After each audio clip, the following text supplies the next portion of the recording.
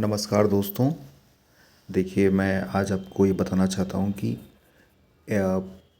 EMRS में जो बचे हुए अगले 10 दिन हैं, इन 10 दिनों में हम क्या स्ट्रेटजी अपनाएं कि जिससे हमारा सिलेक्शन हो जाए। देखिए, मेनली मैं आपको आज की क्लास में TGT और PGT के बारे में बताना चाहूँगा, राइट। तो आपको हम TGT और PGT के बारे में बताना चाहते हैं। देखिए, एक बात सबको पता है कि अब जो डेट है वो अनाउंस्ड है कि 14 तारीख को आपका एग्ज़ाम होगा, ठीक है, राइट। आपका TGT और PGT का PGT जो है वो मॉर्निंग शिफ्ट में है, जबकि जो TGT है वो इवनिंग शिफ्ट में है। तो इस जो हमारे पास आज का जो डेट है, मैं रात में लगभग आज 5 तारीख मान सकते हैं, 5 तारीख से लेके और अगले अगर हम 12 तारीख का समय देखें तो अप्रॉक्स हमारे पास 7 से 8 दिन का समय है। मैं 8 दिन का समय लेता हूँ। तो नेक्स्ट 8 डेज़ में हमारी क्या स्ट्रेटजी होनी चाहिए, नेक्स्ट 8 डेज़ में आपकी स्ट्रेटजी क्या होनी चाहिए, मैं उस पर बात करूँगा।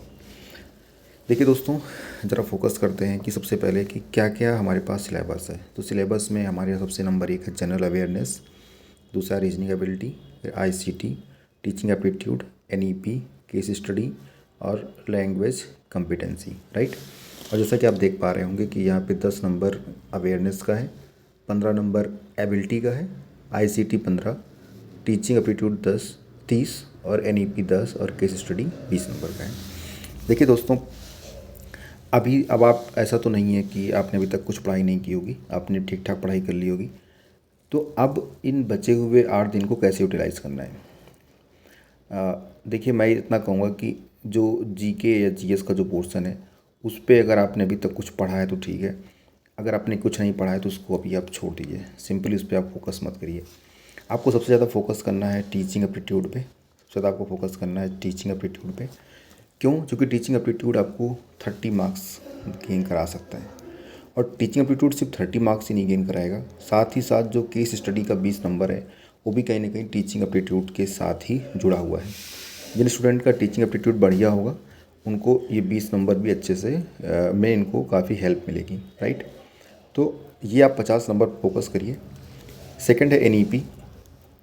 NEP बहुत ही इजी है, मतलब इसके जो 10 नंबर हैं, अगर आपने बेसिक किसी की 4-6 पेज की PDF पढ़ ली हो या फिर आपने किसी टीचर का 1-2 लेक्चर देख लेंगे, मुझे लगता है आप 10 में कम से कम 8 से 9 नंबर आपके ईजिली NEP में आपको मिल जाएंगे।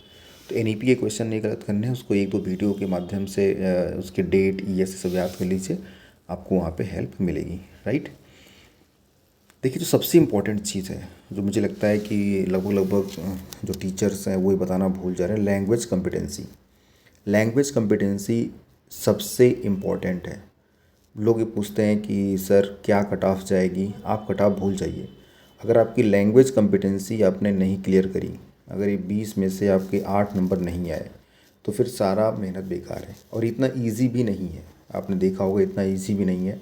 तो मेरे हिसाब से आप अपनी प्रिपरेशन, जितना भी समय आप प्रिपरेशन करते हैं उसका कम से कम 1/3 आप इस पोर्शन को दीजिए। 1/3 इसलिए दीजिए जिससे कि आपको एकदम टेंशन ना रहे कि हाँ यहाँ मेरा कोई मामला फंस सकता है। तो मेरे दोस्तों, आप ऐसी तैयारी करिए। अगर आपको कुछ और डाउट है तो मुझे आप कमेंट करिएगा, तो मैं आपको और बेहतर उसकी स्ट्रेटजी बताऊंगा।